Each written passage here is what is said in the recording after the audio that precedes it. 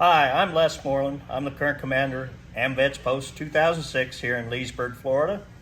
And we're a proud sponsor of Central Florida Salute on the YouTube channel.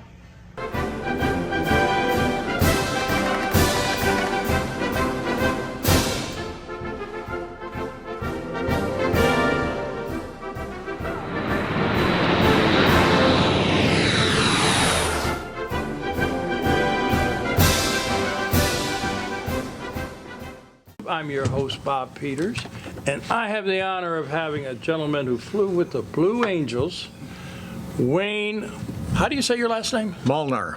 Molnar. Wayne Molnar. We just came from the radio station, 1410 The Q with James, and I tell you, I can't wait for everybody to hear your story because I love flying. The Blue Angels, and well, I'm Air Force, so I got to get little Thunderbirds in there. Sure. But tell us a little bit about yourself. Where are you from? You're native here, right? Yep. Grew up in Mount Dora. Went to Mount Dora High School. 2 years at Lake Sumter. 2 years at Florida State. Taught for a little over a year at Mount Dora Middle School and Eustis Middle School in the mid to late 70s. Found I wasn't designed to be a teacher, unlike my parents who were. Started looking for a job and ended up in the Navy in flight school. Now, how does one get into flight school? I mean, well, obviously you have a degree. I have an education degree at Florida State, so yeah. So that helped you, to get on flying status. You had to.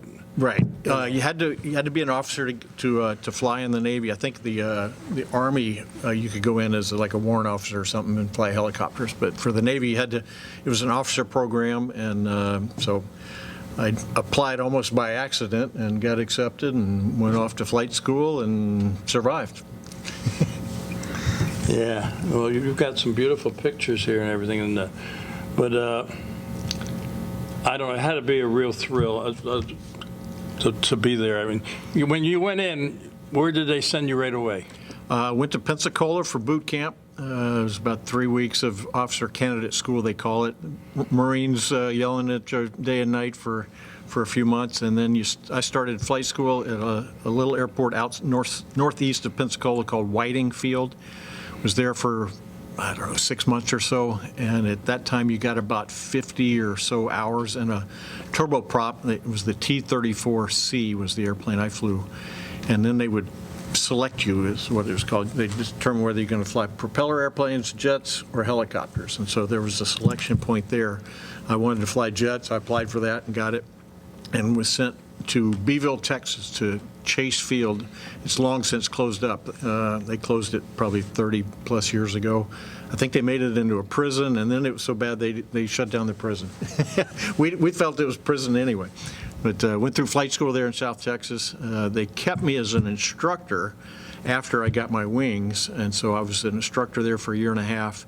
And then I went to San Diego, flew F-14s for a tour. And then that's when I applied to the Blue Angels and did that. And then back to the San Diego again for another tour in the F-14 after I left the Blue Angels. And got out of the Navy, out of active duty. I stayed in the reserves for another 7 years for a total of 20.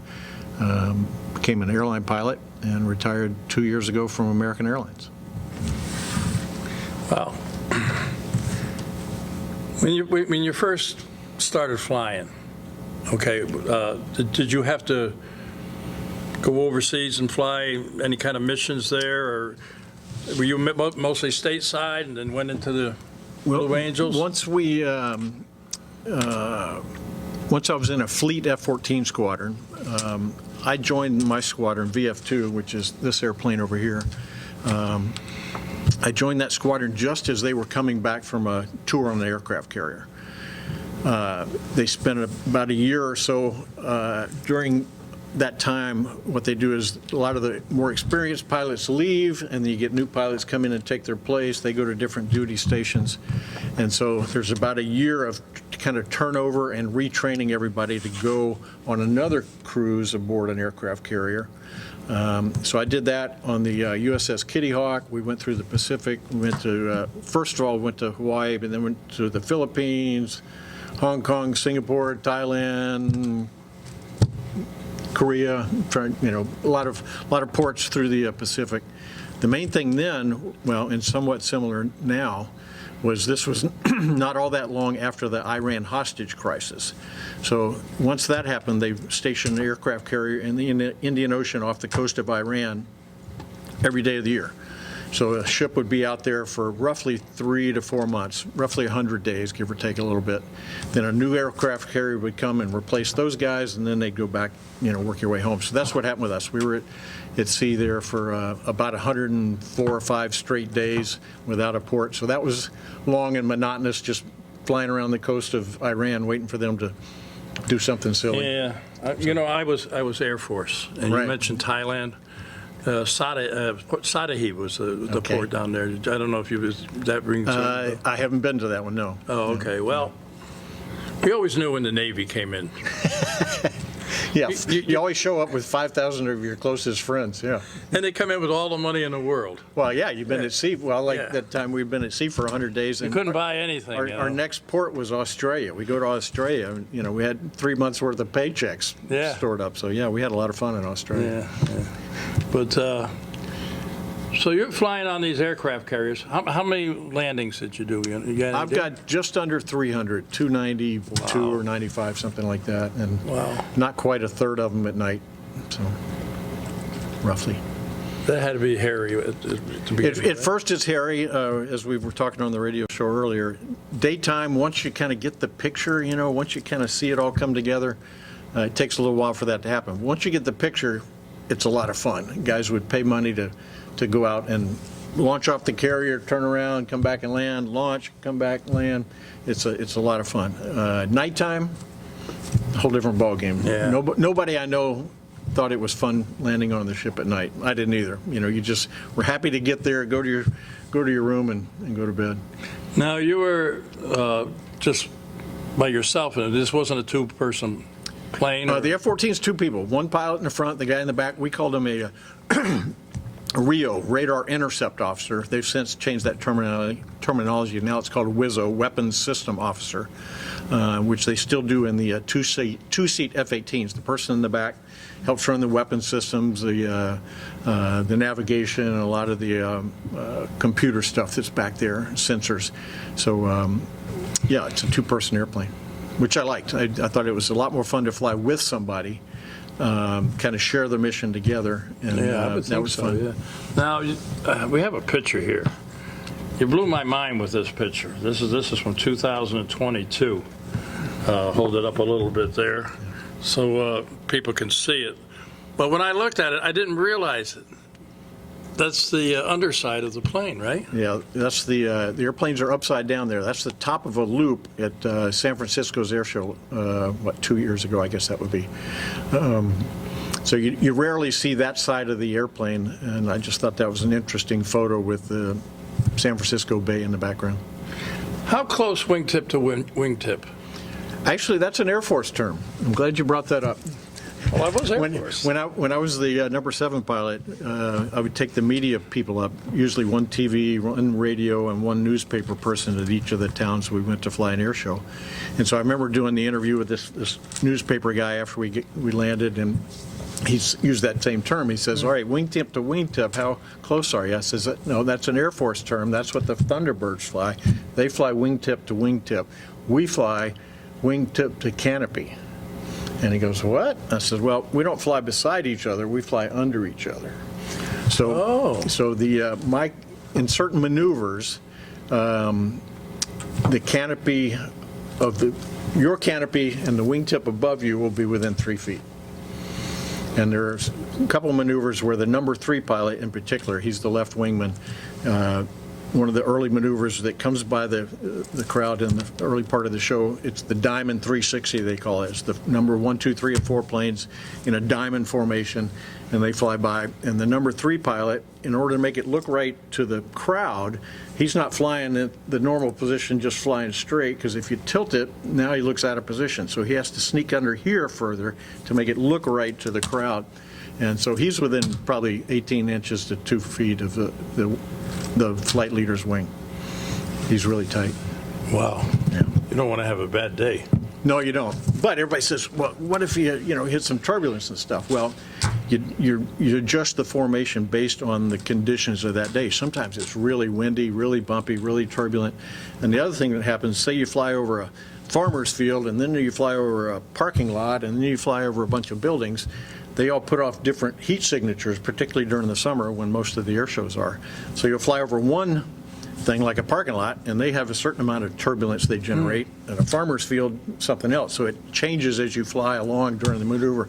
What you hope is as the formation goes by, you bounce together. You don't want to bounce like that. But if it's one of those days where everything's bouncing like that, we spread the formation out and make it safer. So, but once in a while you get those perfect days where it's absolutely smooth as glass. Yeah, he's tucking it in real tight. But that's from practice. Everybody says, oh, how did you learn to fly upside down? Well, I didn't do that the first day. You started up real high, 5,000, 6,000 feet, and you're way far apart, and you practice the maneuver until you're pretty good. And then you move it down to 5,000 feet, and you get a little closer. You do that for a week or two, and then 4,000 and a little closer, finally. And if you were to watch an air show in March when they begin the season, and watch in October or November when the season's ending, you would see a totally different air show because the team gets better as the season progresses. There are 3 of the pilots, of the 6 pilots are new every year. So you got 3 new guys. So it's never the same team frozen and they're just as good as they were last year. Those 3 new guys have to learn the routine and become comfortable being that close together. So as the season progresses, the show is better, it's tighter, it's closer together because they've had a season of learning. Couldn't you go, well, wait a minute, I know this guy, he's pretty good. Keep him on the team. Well, we'd all like to stay there for a lifetime. I would still like to be there, Yeah. I don't think they need me, though. So you get on the team, and how long, 3 years or 6 years? It's 2 years of flying in the air show. Tell me about the team. You say the first year you go there, you're not flying. You were the. Well, that depends on the selection process. Some guys will go to the team and start flying their very first year, so then they get 2 years. One of the new guys that's picked will become the narrator. That's what happened to me. And so for the first year, I was the announcer. I didn't fly in the air show. They don't have any spare pilots. I announced the air show. But then the next year, I get to fly in the air show for 2 years. So I had a total of 3, but for most of the guys, it's just 2 years. How many air shows do you do in 2 years? We go to about 40 or 50 cities each year. We do 2 official air shows at most of those, Saturday and Sunday. But we do when we arrive in a city, generally on Thursday afternoon, we do a practice air show to find our checkpoints on the ground so we know how to set up the maneuvers. Then on Friday, we do a full practice air show again. Often those air shows, we invite Cub Scouts and school groups or handicapped people or groups like that to come out on Friday when there's a smaller crowd. And we fly a full public air show on Saturday and Sunday. Normally we go home to Pensacola Sunday night. Monday's our 1 day off a week. Tuesday and Wednesday we fly practice air shows in Pensacola. Thursday we go on the road again, practice air show, practice And Friday. you're always flying the same bird. Same airplane. We switch airplanes about the middle of the season because the stress we put on it, what we found with flying the F-18, that older airplanes didn't have these stress monitors. They're in the wings, the tails, they're all over. And what we found is even though we're only flying the airplane in the air for 35 or 40 minutes, because we're maneuvering so hard that whole time, we're beating up the airplanes at a far faster rate than an airplane in the fleet would be. So we found that the Diamond guys were, and I don't remember the exact numbers, but they were 15 times more abuse on the airplane than being in the fleet. The solo pilots, which is what I was one of them, ours was like 4 times that because we were doing the high performance maneuvering, a lot of positive G's, a lot of negative G's upside down. And so at mid-season, we'd swap airplanes just to even out the wear and tear on the airplane. So, but yeah, you prefer to fly your airplane. And you think, like in the fleet, you fly in an F-14, you take this airplane one day and another one the next day, and they all seem to fly the same. Well, after you've flown your airplane day in and day out for months at a time, you get in the other guy's airplane, and it feels like a whole different animal. Yeah. Just because you've gotten so used to flying your airplane and knowing every little tweak exactly what it's going to do. Now, here's a question a lot of people want to know. How fast you going? It depends on the maneuver. A lot of the formation maneuvers that you see in the first part of the show are fairly slow. You don't want to fly by at 500 miles an hour. Whoa, I didn't get to see that. So you want to fly at 300, 325 knots. So it's a slower maneuver, and people get more time to see it, fly by the spectator area. The solo pilots who do what we call opposing maneuvers in the early part of the show, they'll fly by each other and do a knife edge pass, right. Fly inverted, do some rolls, a 4-point roll. They oppose each other. Those are generally at 400 knots. That's just found to be a comfortable speed. The airplane rolls well at that speed, performs well. And that was just kind of trial and error over the years that the team figured out, all right, this maneuver works best at this speed, this one's best at that speed. The fastest you'll see during the air show is what we call the sneak pass.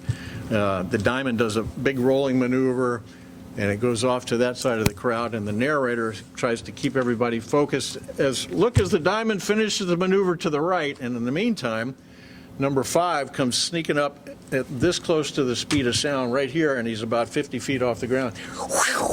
Scares everybody because they're still looking that way. And so then just when everybody's looking at each other, oh, he didn't scare me, the number 6 guy comes from behind the crowd right over the edge, scares them again. Well, they're doing that close to Mach. So that's the fastest you'll see an airplane up close going that speed to fly beyond Mach with speed of sound. There are only a couple of places in the United States where you can even do that. One's out in Yuma, Arizona, one's up near Reno. I'm not even sure there's one on the East Coast anymore. Otherwise, you'd have to be off the coast of over the ocean to go that speed. Wow. I've seen the Thunderbirds. They do the bomb burst. Did you do that one too? They did that. They do the bomb burst like this. Beautiful maneuver. We love it. Well, we can't be doing the same thing because that's, we don't want to steal their maneuver, and we don't want them. So we did ours this way. We do up. That's what this maneuver here would do. You go up the top of the loop. Once your point is straight down, you would split up like that. Okay. Same maneuver, just from the opposite direction. I'm gonna ask you about something that came out in the paper today. Yeah. And then we're gonna go over some of these photographs you got here. Okay. You got some very interesting people here. But this is a daily commercial. Today's day is July 20th paper. Today is the 22nd. But I got this the other day, and it says, pilot makes history. You got your first woman going to be a member, but you told me people don't understand the women have been a big part of the Blue Angels. You want to talk about that? And what do you think about this? Well, she's a lot younger than you are now, you know what I mean? Yeah, quite a bit. Yeah. Actually, like I said before, even when I was on the team in 86, 87, and 88, there were a number of women on the team. They weren't a jet pilot. They weren't flying the C-130, which is the big transport airplane that we fly around to each show, carrying the maintenance people and spare parts and equipment. But there were probably a dozen women on the team at that time, and there are even more now. What's especially unique about this is she's the first female that's going to fly a jet in the air show. That hadn't happened before. About 6 or 8 years ago, there was a female that flew the C-130, the transport airplane. We call it Fat Albert. I guess that's not politically correct anymore. You can't call it Fat Albert. They call it Fat Albert. You can on this show because you're on my show. And yeah, there we go. So there was a pilot that flew that, and so she was a Blue Angel pilot, but she was not flying the jet in the air show. So this is the first. I can't believe it's taken this long. Actually, when I was on the team, I encouraged a gal I knew to apply. She was a test pilot. She had landed on aircraft carriers. At that time, women couldn't go on the tour on the aircraft carrier, go to through the Pacific or the Indian Ocean like I did. That's long since changed. So technically, she didn't meet all of the requirements, but I knew her, and another friend of mine on the team knew her, and thought she would be the perfect person. She's got a good reputation as a good pilot. She had a great attitude. She would have just been great. And so I encouraged her back in '88, I guess it was.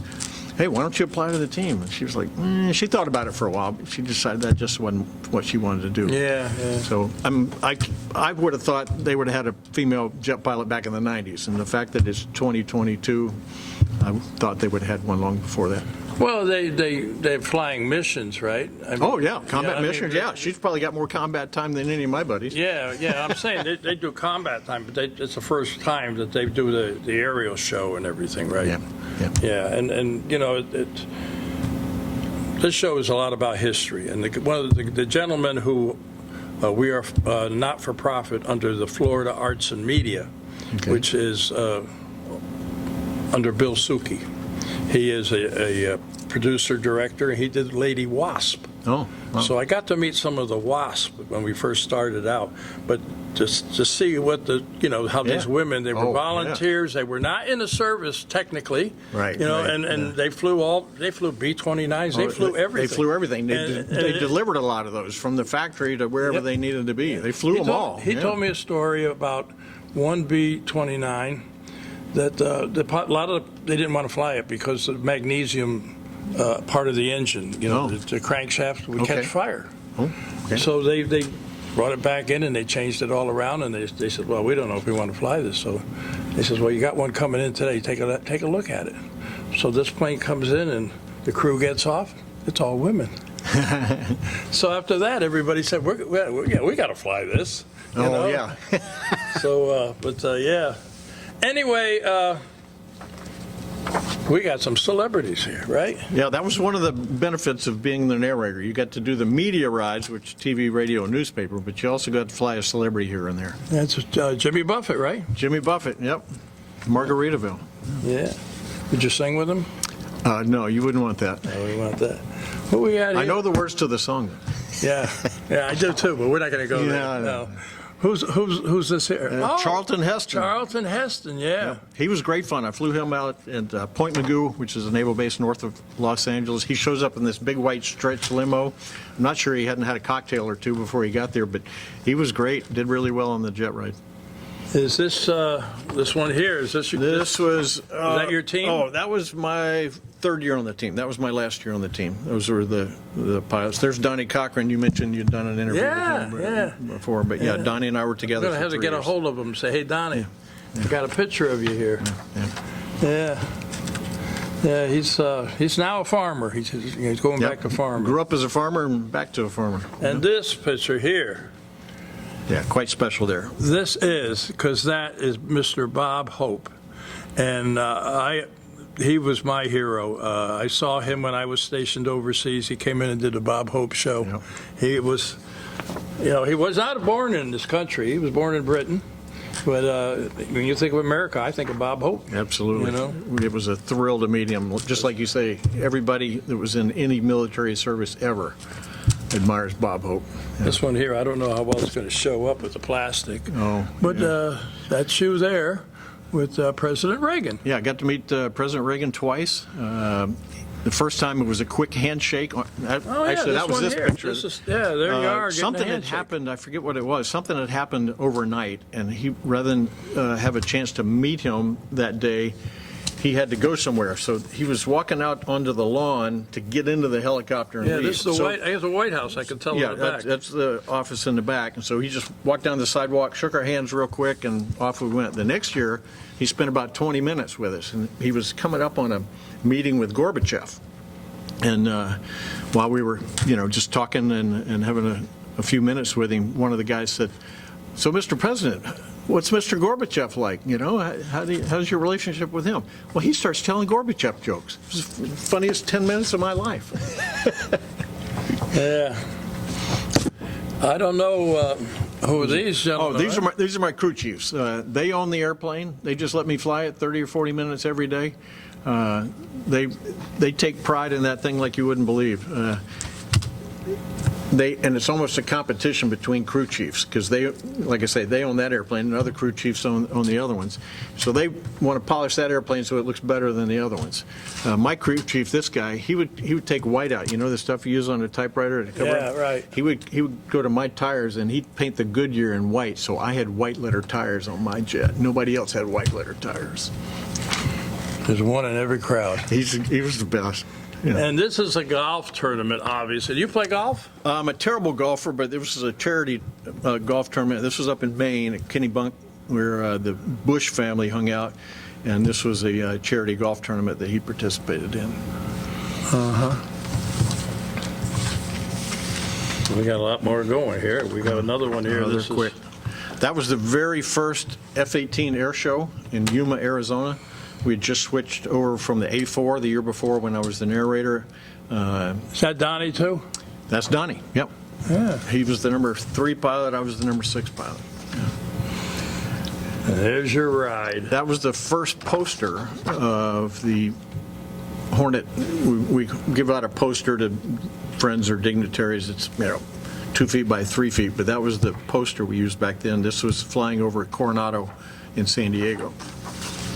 That's the crew again. That's Donnie in there still? Right. That was my second year on the team. Yeah, Donnie was 3 and I was 6. You guys flew together for 3 years? Is that right? 3 years. Yep. Picked it the same time and we left at the same time. So yeah, I've known Donnie a long time. Yeah, I enjoyed doing it. And this looks like a movie star. Yeah. You know. Times have changed a little. Yeah. A few gray hairs, a few pounds. Yeah. So anyway, you had a great career with the Blue Angels. Yeah. Then, how many years in the Navy altogether? 20 years total. 13 active duty and 7 in the reserves. And then you decided to fly for American Airlines? Actually, I was flying for American before I retired from the Navy. After my active duty of 13 years, I went to American, so I had almost 29 years with American Airlines. What kind of plane? Oh, I flew 7, 8 different airplanes. 727, DC-10, MD-80, MD-11, Boeing 777, 737, back to the 777, finished as an Airbus captain. I love airplanes, you know. Oh, well, of course, we all do. Yeah, and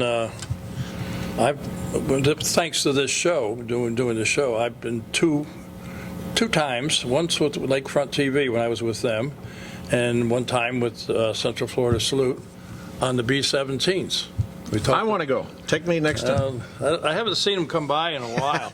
The first one I flew on was the one that crashed in Hartford. Really? Yeah. Oh, that was but tragic. I did a documentary on that one. Oh, wow. And we walked through the whole plane. We talk about it. I also had the honor of flying on a B-29. Wow. You Good know, for you. that's the same one that dropped the atom bombs. Yeah. And Fifi, right? Fifi, yeah, that's the one I was on. Oh, were you? Yeah. And a Stearman. Oh. Did you ever fly in a Stearman? I had never flown in a Stearman. That's on the bucket list, though, for sure. I had a gentleman on my show who was a World War II flying ace. You know, back then, well, I don't know how it is now, but you had to shoot down 5 enemy airplanes, yeah, 5 and you had a kills. visual and somebody confirm it. Yeah. Nowadays, when you guys are flying those things, you're letting a missile go, and you don't even see the plane, right? You may or may not, right? Yeah, so it's kind of hard to. But this guy was a flying ace, and he told me about flying in the Stearman, and I took a ride in it. It's neat. Oh, yeah. He says he took off and he flew around, and then he ran out of fuel, and he had to land in a cornfield in Indiana. When he got finished flying school, he took that Stearman and flew it upside down. He says, I flew that for it seemed like about an hour. But didn't realize when you fly it upside down, you drain the oil out. Yeah. Guess where he went? Guess where he landed? Cornfield. Yeah, in Indiana. Yeah, so I've had the honor of meeting a lot of you flyboys, you know, and but I love the air shows and what you guys do. And Well, funny you talk about flying upside down, because that was one of the modifications to make the airplanes flyable in the air show, was what they call an inverted fuel system, because just like you say, you roll over, and now the fuel is not on the bottom of the tank, it's now on the top of the tank. Well, the pickup for the fuel is on this end, and there's no fuel there. So they had to put a system in where it could pick up from no matter where the tank was, upside down or right side up, wherever the fuel was in that tank, that it could pick up enough fuel so you could fly inverted without flaming out. yeah, you don't want to flame out. No, that takes the fun out of it. Let me ask one last question. And did you ever have any close calls flying or scary moments? Well, I've scared myself, yeah. Yeah, I would imagine. Yeah. But usually it's self-induced. Well, I remember training my last year. We train out in El Centro, California. It's in the desert to the west of Yuma, Arizona. Weather's great out there every day, so that's why we train out there.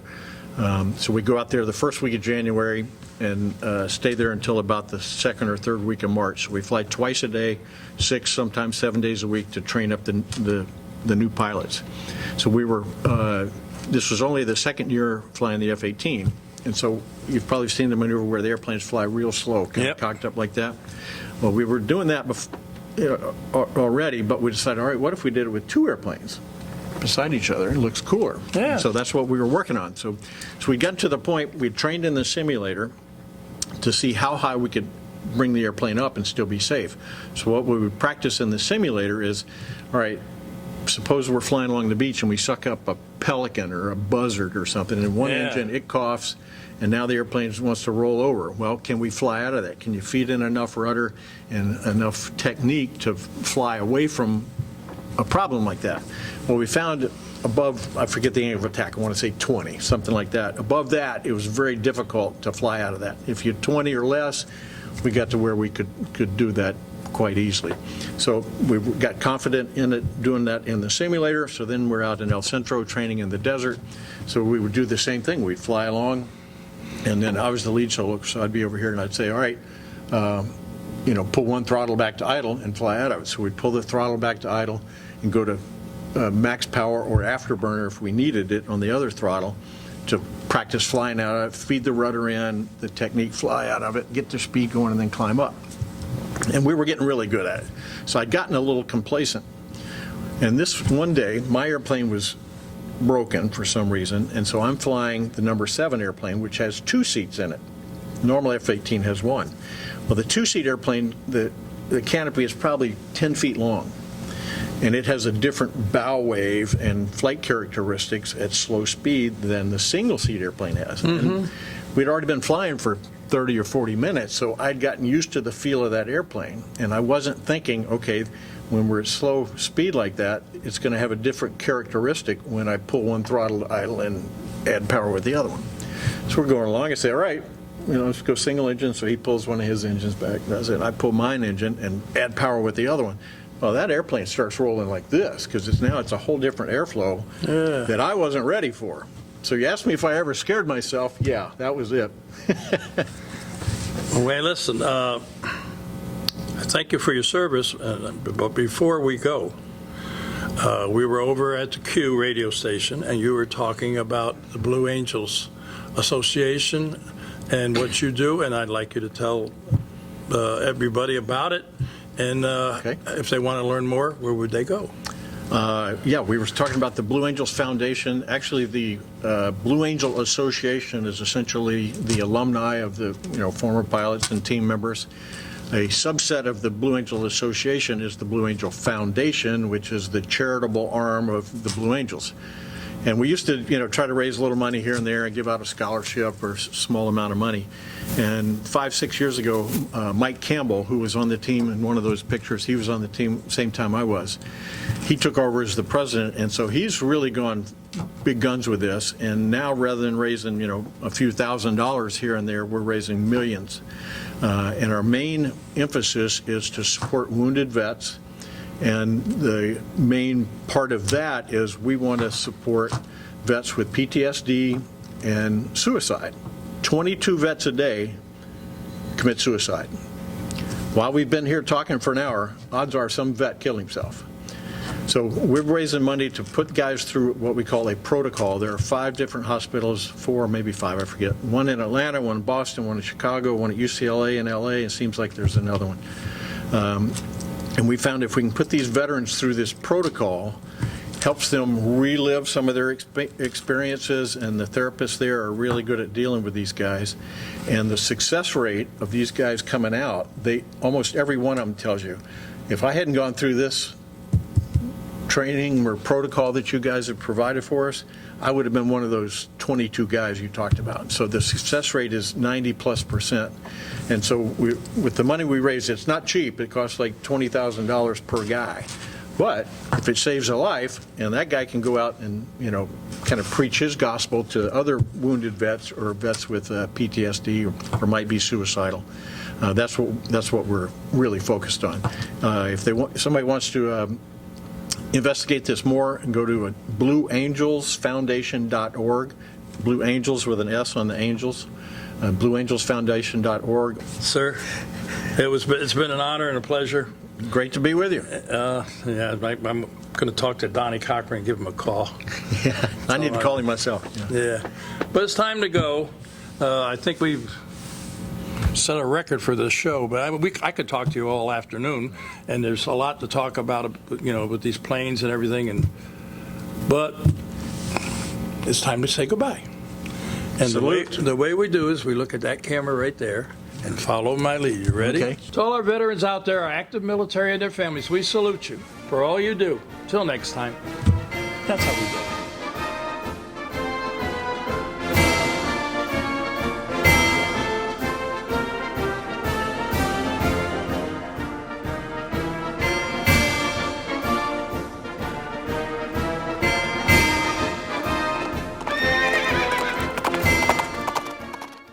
Since 2009, Project SOS has assisted our veterans both overseas and here at home to overcome medical issues, homelessness, and disabilities. Initially, our efforts resulted in over 22 clinics opened in Iraq and Afghanistan. Recently, as troops have been withdrawn, we have concentrated on issues here at home. During this past year, we have been able to distribute 42 motorized wheelchairs and numerous mobility devices to our local veterans who have served in World War II and up to and including Afghanistan. We continue to offer solutions to our local homeless veterans in the Ocala National Forest and other Central Florida locations. Project SOS Support Our Soldiers needs your assistance to continue helping a growing homeless veterans population. Over-the-counter medications and personal hygiene supplies are acutely needed. Your financial aid will greatly increase the support they so desperately need.